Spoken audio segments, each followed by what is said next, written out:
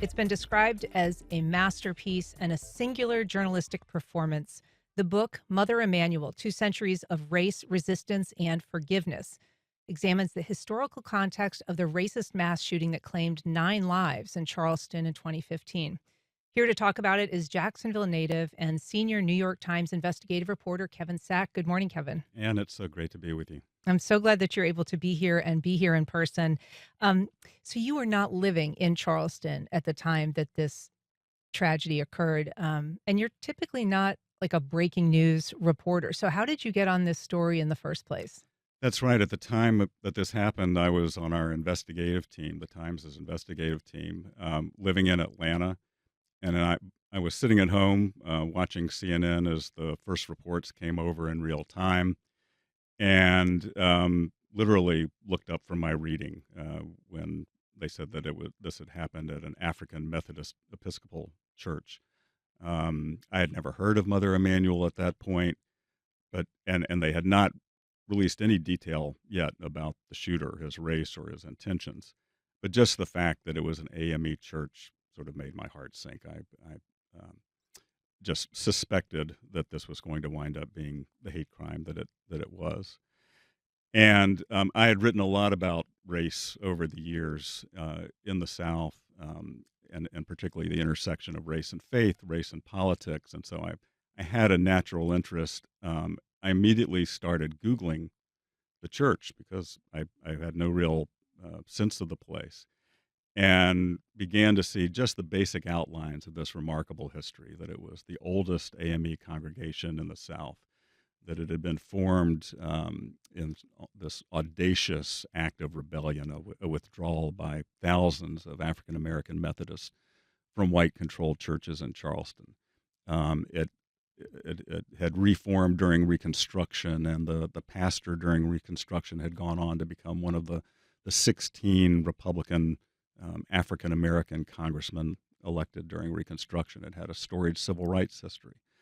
And as I learned a little bit about the history, it started to occur to me that there might be a way to use this church as a vehicle, not only to tell the story of what had happened in 2015, but to look back over the 200 years of its life and use the church as a vehicle to tell this broader story of African American life in Charleston, which I think we can all agree may have the most significant racial history of any city in America.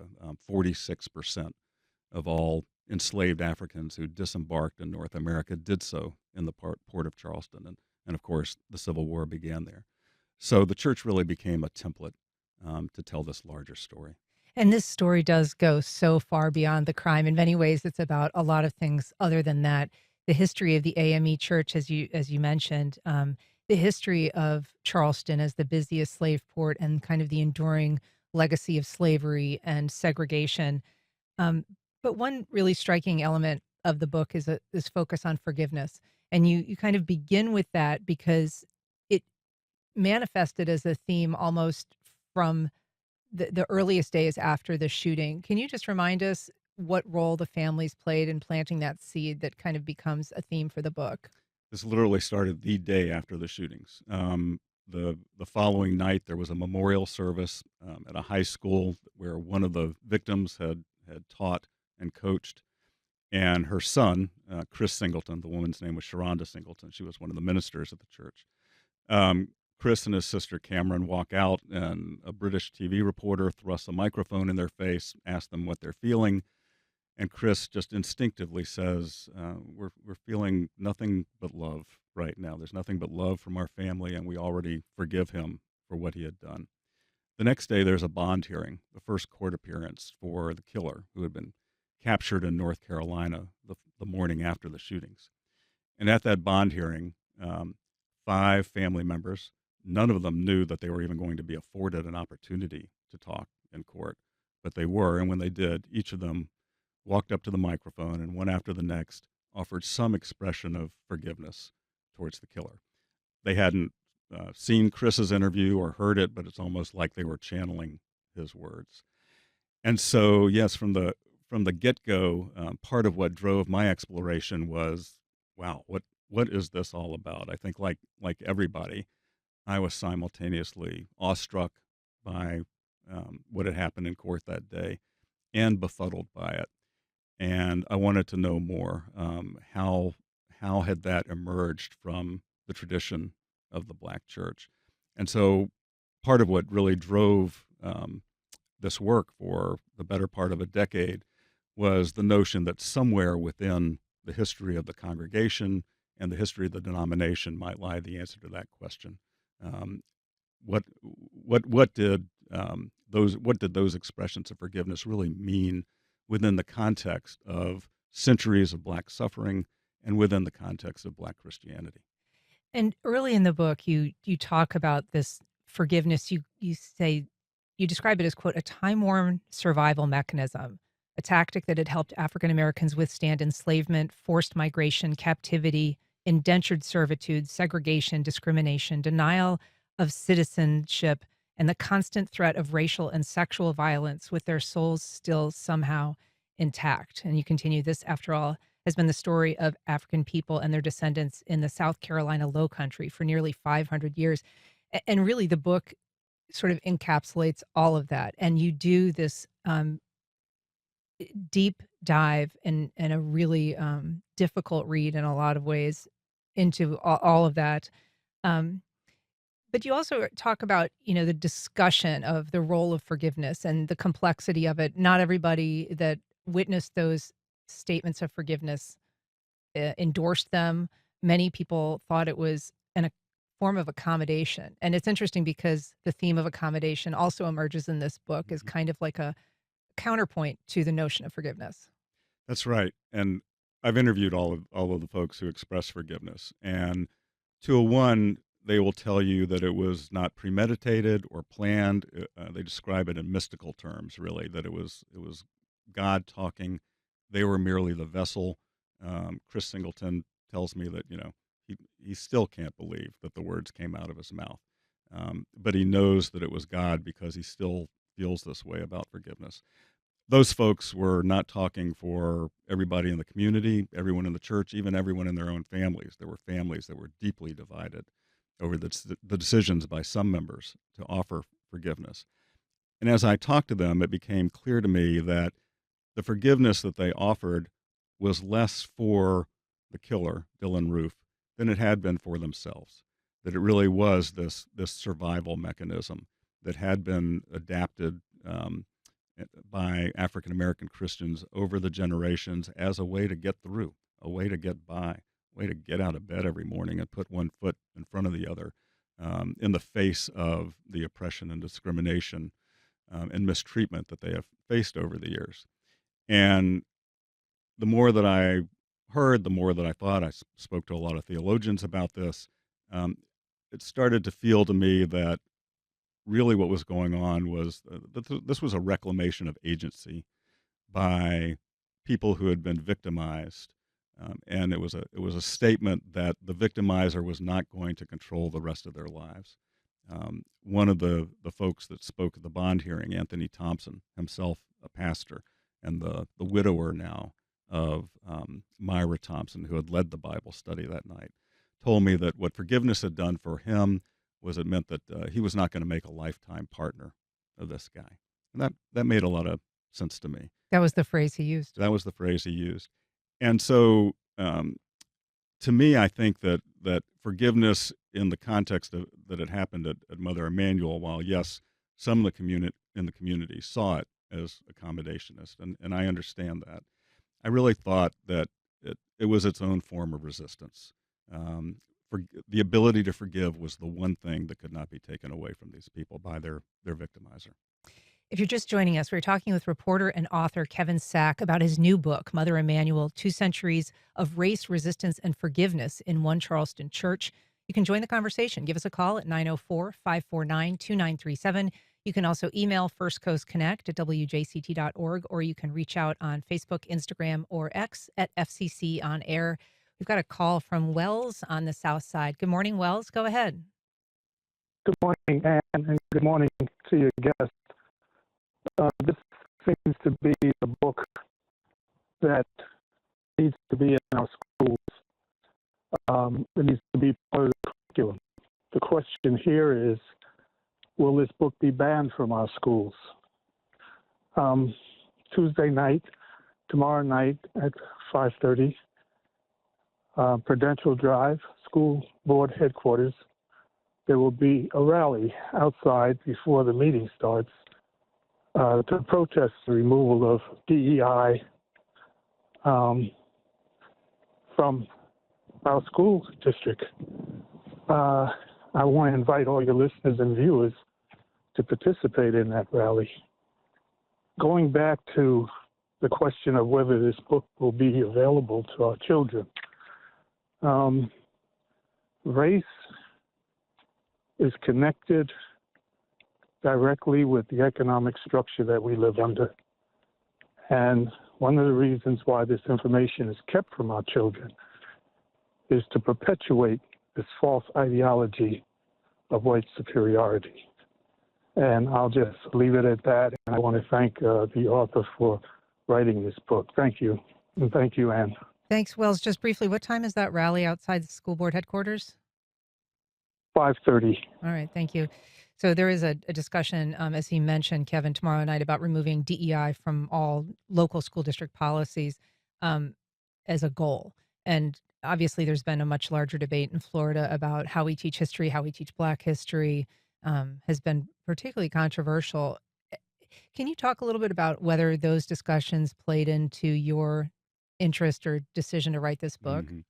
Well, first of all, thanks for the comment and the question, Wells. I appreciate it. And from your lips to God's ears, I hope that it is available in schools all over this county and all over the state. I could not have predicted what the political environment was going to be at the time the book was published. The book has been 10 years in the making. But I certainly think that the moment that we are in reinforces what I hope is a major takeaway from the book, which is that this history really matters and needs to be told.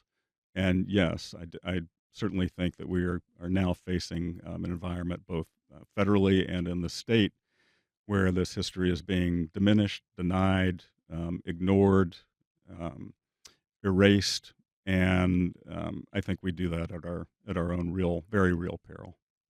And so, as a reporter, investigative reporter covering a topic like this, what is your sense of, the need to unearth some of the history surrounding the history of slavery and oppression in South Carolina? To kind of provide that contextual backstory. Yeah. Well, obviously, I spent a career writing about the most recent components of that history, but I think it's so important to understand the backstory, and the church was a fabulous microcosm for that thesis.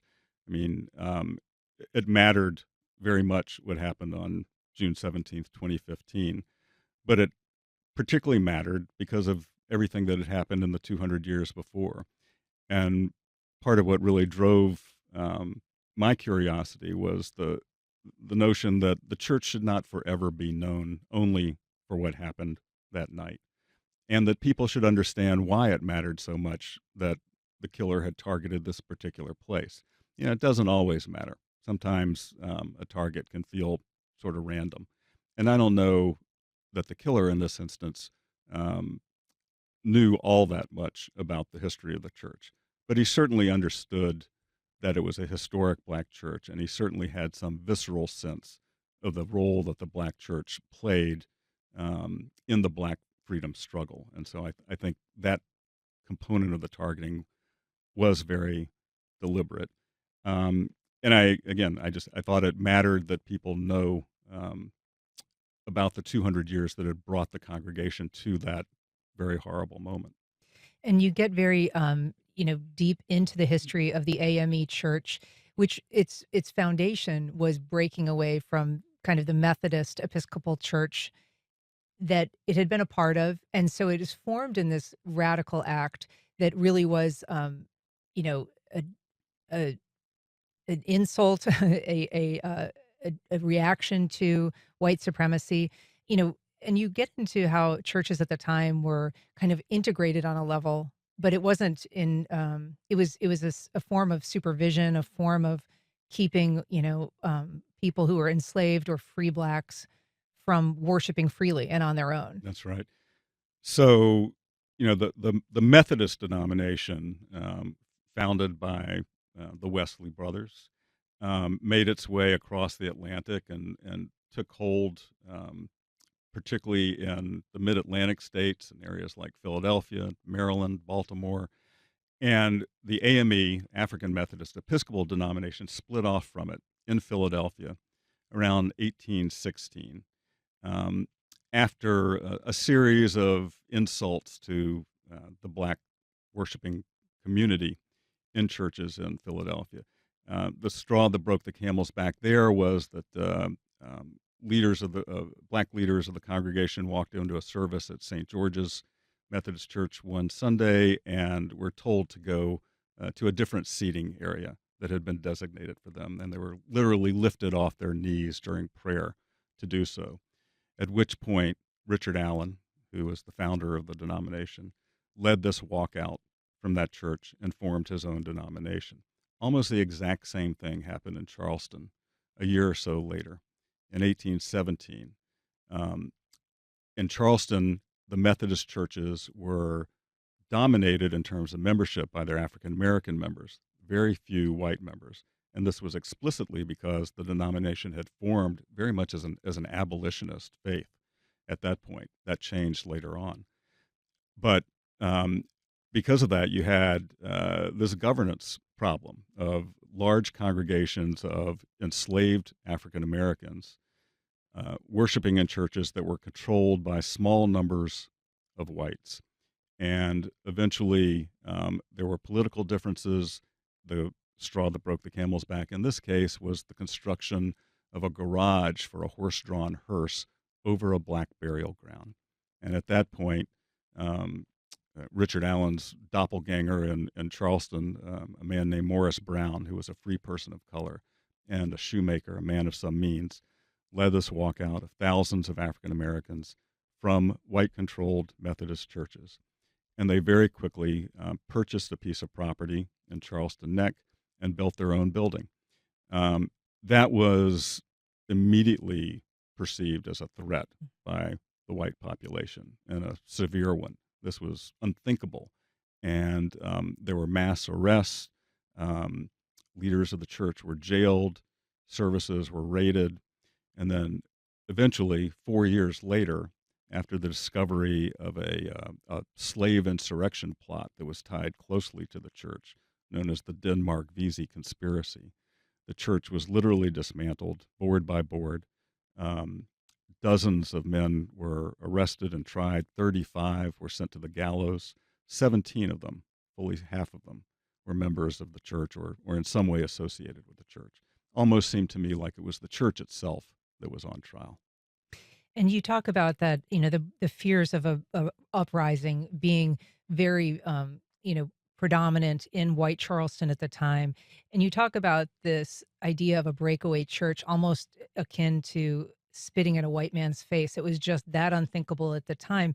But there was a lot of concern um, to keep people who were worshiping from that being a conduit to sort of independent thinking or the push to revolt. And this VC incident, which you say would have been the most consequential and lethal uprising had it been successful in the history of the United States.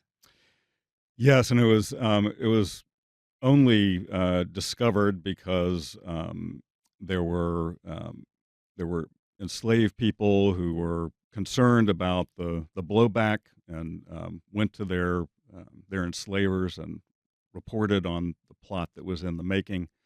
Um, the Charleston Peninsula just went crazy. Patrols, curfews, mass arrests, and then in the years following, after the conspiracy was discovered and put down, there were literally decades of oppressive legislation, both on the local level and the state level, that robbed particularly free people of color, but also the enslaved of any remaining autonomy that they had. including the right to worship on their own, essentially without supervision, the right to run schools, the right to hold certain jobs, do certain kinds of work. So the life for African Americans of all stripes in Charleston became much different after this than it had been before. And this book, in addition to exploring the history of the AME Church, is also just a real reminder of the virulent racism that dominated in South Carolina, obviously in many slave states and many states that weren't slave states. But the population of South Carolina was unique because it was overwhelmingly African American because of the slave population and because of and in Charleston as well. But the fact that there was also a lot of free blacks living in South Carolina at the time, which was seen as such a threat to the order of things, that there was these laws passed that basically limited who could come, if limited the number of free blacks that could come, and actually imperiled those who did come to South Carolina, who could essentially find themselves sold into slavery or taken hostage, Yeah. essentially. I think the most telling piece of legislation that I came across was a law that was passed that, yes, forbade uh, free people of color from immigrating into South Carolina. And there was a very minor exception written into the law, which was that if you happened to arrive on South Carolina's shores because you were a seafarer on a ship that had wrecked and it basically floated onto the beach and into the state, that was okay as long as you made your way back out of the state in I think it was a 2-week or a 4-week period, something like that. So yes, they became uh, super paranoid about this free black population. Started before the VZ conspiracy, but certainly after that was uncovered, um, there was a feeling that these folks presented a real and urgent and dire threat. And there was an effort in any number of ways to essentially eliminate that entire population from the state. And VC himself had been a seafarer, for a time, and was wasn't it that kind of precipitated this move when ships came into the port at Charleston, that if someone was of color or of African descent, they were actually taken off the ships and jailed while their ship was in port. That's right. There was something called the Negro Seaman Act, which wound up being adopted, I believe, by every southern state eventually, but started in South Carolina. And this law stated that yes, if even a foreign vessel flying the flag of another country came into Charleston's port with a free African American seafarer aboard, those people had to be temporarily jailed while in Charleston. And the notion was to prevent the spread of dangerous ideas, right? I mean, these people traveled the world, so they came armed with knowledge of the way the world worked and of abolitionist movements. Sometimes they might even have abolitionist newspapers or tracts on board. And so this was seen as extremely dangerous and threatening. And the white population of Charleston took just a remarkable number of extreme measures to control that population and to control the flow of information. And the people who worshiped at the AME church were fairly routinely subjected to, as you said, raids. There was a place that was nicknamed the Sugar House, which was essentially a government-run torture chamber. That's right. And people were hauled from that church to this place and whipped or in other ways abused at the hands of the government. Yeah, the site of it is just a few blocks from where I live in Charleston now. I walk by it all the time, and it's chilling. It's now marked by a historical marker. But yes, it was a prison where torture was essentially outsourced. If a slave holder didn't want to get his hands literally dirty by flogging a wayward slave, they would send them to the sugar house. And the phrase was, you best behave or I'll send you for a little sugar. And African Americans in Charleston very much understood what that meant. There was a dungeon in this place where the walls were just lined with knotted whips. and it just the reputation endures. So, in studying this, you actually, are kind of a historian by training in addition to being a reporter. But you're going to a lot of original sources to try to find this history, to uncover it. And one of the things that you talk about in the book is kind of the bias of history, the way that some of the records that you're looking to are themselves, because of who they're written by or sort of the political, personal aims of whoever wrote them, that you're getting it through a filter that doesn't tell you the truth. Yeah. Well, it's a real problem when you're dealing with African American history, certainly in the antebellum period when literacy was so restricted. And so the result is that what we know largely comes through white hands and white eyes. That was the case, as perhaps more than with any other part of the book with the Vesey conspiracy. There's a wonderful, extensive trial record, and also reports from government leaders, from the governor, letters from the mayor, things like that. But they're all in in the view from the view of white people, and those folks did not necessarily have the same experience of events that African Americans in Charleston had, and so the reporting that was done, the history that we have, uh, is largely biased in that way, and only tells one side of the story. And it's just a hole that we have in history, and it's very difficult to fill. I found this across my reporting. Things start to improve a great deal, obviously, once you get past the Civil War. And interestingly, one of the most useful sources that I found was the Christian Recorder, which was the AME national newspaper, founded in 1852, I believe. And you can still find copies in archives and online. And as AME missionaries came down to Charleston in South Carolina to do their work and form new churches, they filed these incredibly rich dispatches back to this newspaper, not only about the life of the church, but the life of the community and the city. And I found those really, really valuable in trying to piece together um, what what had happened, and also to finally have events described in black voices. You can really feel it during the Reconstruction period. Um, these folks come down south. There's this incredible new hope, and all this optimism for the future. It eventually gets dashed very quickly, obviously, but you really sense it in their letters back to the newspaper, about how many, the hundreds and hundreds of people who are coming to the church, all of the events that they have, the new baptisms, the weddings.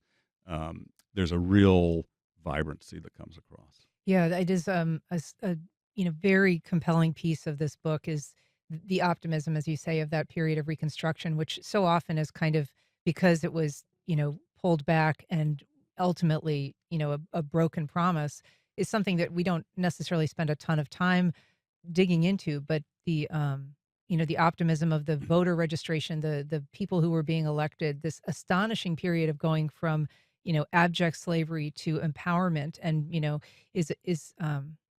it's really a remarkable piece of history to delve into. If you're just joining us, we're talking to Kevin Sack. He is the author of Mother Emanuel. It is a book that was released on the 10th anniversary of the tragic shooting at Mother Emanuel Church in Charleston. And you can join our conversation by calling 904-549-2937 or emailing firstcoastconnect@wjct.org.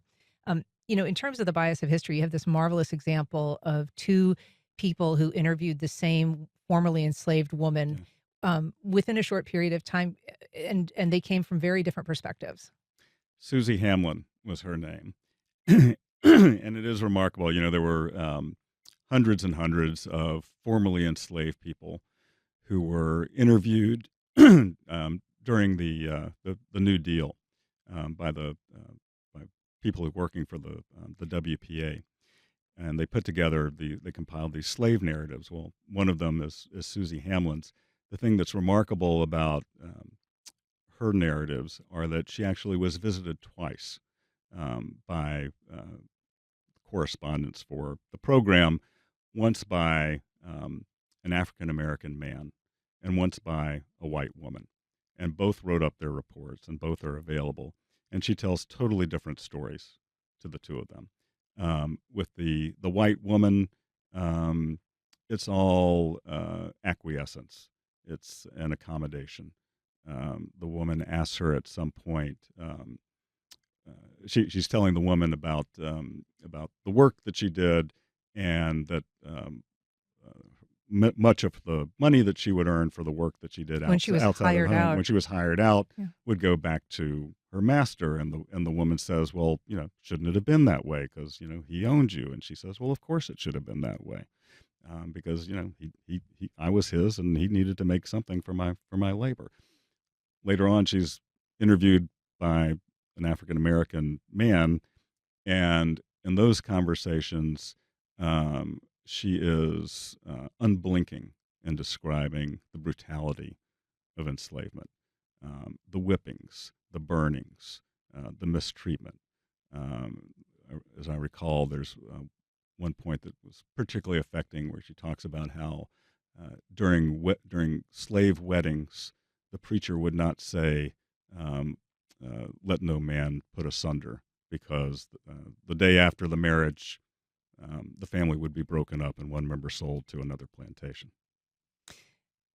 Really an amazing, n- small tale in in a story that is full of them. I want to ask you about the kind of the idea of forgiveness in and original sin, because it is sort of something that is foundational to Christianity, and this idea that we're all born into sin and we kind of carry that. And mostly Christians of all stripes are accepting of that concept. Um, and yet, the idea of sort of America's original sin, as sometimes slavery is referred to, there is not perhaps that same appetite to accept responsibility, ownership, understanding of that as a foundational grievance. Um, have you thought much about kind of why that is, why there is that dichotomy between people of that faith? Um, well, I, I certainly think that Well, that let me ask you in a different way. mm, I mean, in part because I think that there is this, idea of original sin as, um, you know, in the context of slavery is something that people see as something that kind of divides the America, and often white and black America, in terms of how we perceive it. right, It is not something that I think we conceive of in the fullest way, slavery and the impact and kind of the horrors of it. I think very often it's kind of described as a period that happened, and not with the in-depth analysis that you kind of yeah, take in this yeah, book of exploring the daily degradation and kind of the eternal scarring right. that's caused by a life in slavery. That's really the point of the book. Is the church's story gave me the opportunity to string together that story over a 200-year period, and that was one of the real appeals to me. Was that uh, I think that a lot of our history, certainly a lot of our African American history, is more narrowly focused, on an event, on a leader, on a mode of thought, perhaps, or a movement. And this book allowed me to tell that story over a 200-year period. And yes, it's we know it, and yet it is nonetheless shocking and horrifying when you remind yourself of it, whether by writing a book like this or hopefully by reading a book like this, that this systematic racism, and I don't think there's any other way to describe it, has been with us from the get go and continues all the way through the course of this book. Um, it's what drove the creation of this church in 1817, 1818. It's what drove Dylan Roof to walk through an unlocked door in 2015 and kill 9 members of the church who were doing nothing but worshiping with their eyes closed. We have a call from Susan in Fruit Cove. Good morning, Susan. Go ahead. Good morning. Thank you so much for taking my call. I've been, aware in my gradual waking up to things. So one of the first books that helped me so much was The Invention of Wings, whose author escapes me, but Sue Monk Kidd. Who was it? Sue Monk Kidd. That's right, Sue Monk Kidd. And the amazing thing is how that story has just been affirmed over and over again with reality, with what actually happened. So thank you so much for writing the book. And recently, what amazed me, we had celebration where I live for Juneteenth. And the joy in the movies, they have movies of what happened that day. And the joy was overwhelming to me because I didn't know about that part of it. And what you've just said, too, about the fact that people made a difference. They made effort and worked so hard. And, we've never acknowledged that. So I just want to thank you so much, both of you, for exploring it from the heart. My faith has made it hard for me because I don't think so many people who worship don't get that original sin and original blessing, which actually came first. God said the creation was good and everyone in it was good.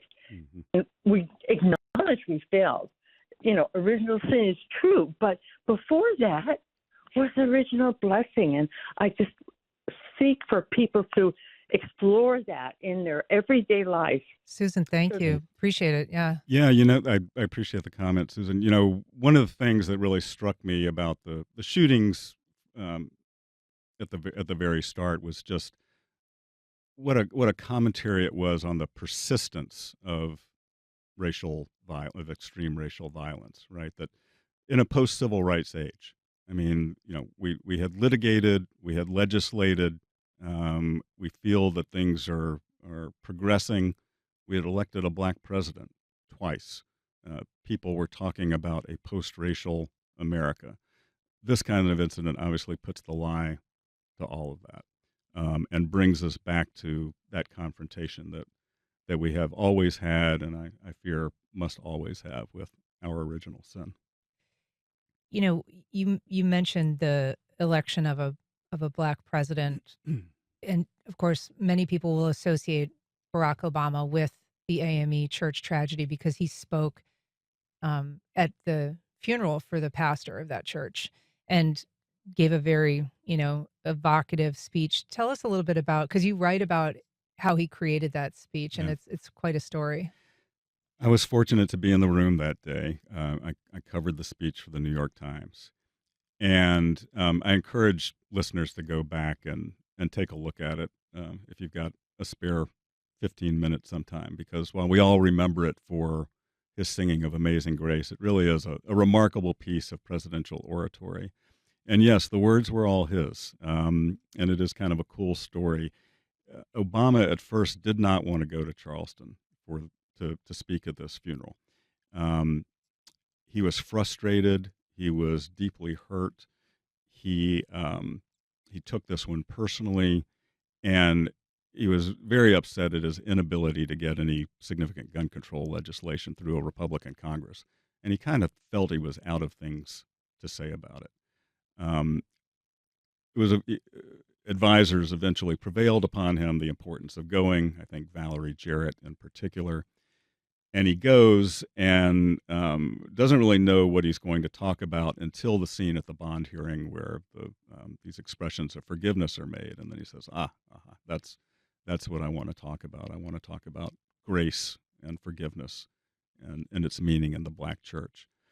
And his speechwriter struggles to give him a draft a couple of days before the speech, and he calls the speechwriter back to the White House at about 10 o'clock at night, a couple of nights before the speech is to be delivered, and hands him the draft back. The first couple of pages, he's scribbled through all kinds of words and struck out sentences. He's got notes in the margins, and then by the time you get to the last two pages, he's taken a pen and literally drawn diagonal lines all the way through the page. I can imagine it's got to be a speechwriter's worst moment. And he then proceeds to rewrite in in hand, in ink, on a legal pad, the last couple of pages of the eulogy, um, structuring the entire thing around Amazing Grace, which then leads to his singing of the song. Um, and I've interviewed the speechwriter, who says that Obama was almost never self-congratulatory about a speech, but that he came back on to Air Force One after delivering that one and sort of peeked his head into the cabin and looked at the speechwriter and said, I think that one went okay. The speechwriter says, yeah, I think that one went pretty well. That one pretty good. And that theme of forgiveness, again, weaving its way through the story of this church. Part of the history of this church was in the civil rights movement, and you get into that a little bit. It was maybe a little late into that, but once in, very much led by a pastor who himself had been brutalized by the Klan and by law enforcement and really tortured. Um, Teaching young people how to turn the other cheek. Yeah. He's my favorite character in the book, Reverend Benjamin J. Glover, known as B.J. Glover. And he was the longest serving pastor at Emanuel from 1953 to 1965. So his term overlapped with the civil rights movement. And he was simultaneously the branch president of the Charleston NAACP. So yes, he used the church to lead demonstrations, marches, mass meetings were held, and the congregation didn't always go for it. There was a lot of concern. You'll remember that in 1963, 16th Street Baptist Church in Birmingham had been dynamited and 4 little girls had died in the explosion. There was a lot of fear within Emanuel that the same kind of thing could happen in Charleston. Well, that is just one of many extraordinary elements of this book. It really is, a totally educational read. And I thank you so much for writing it and for being here to talk about it. He's the author of Mother Emanuel, 2 Centuries of Race, Resistance, and Forgiveness in One Charleston Church. Kevin, thank you so much for being here. Thanks to you, Ann. Appreciate it.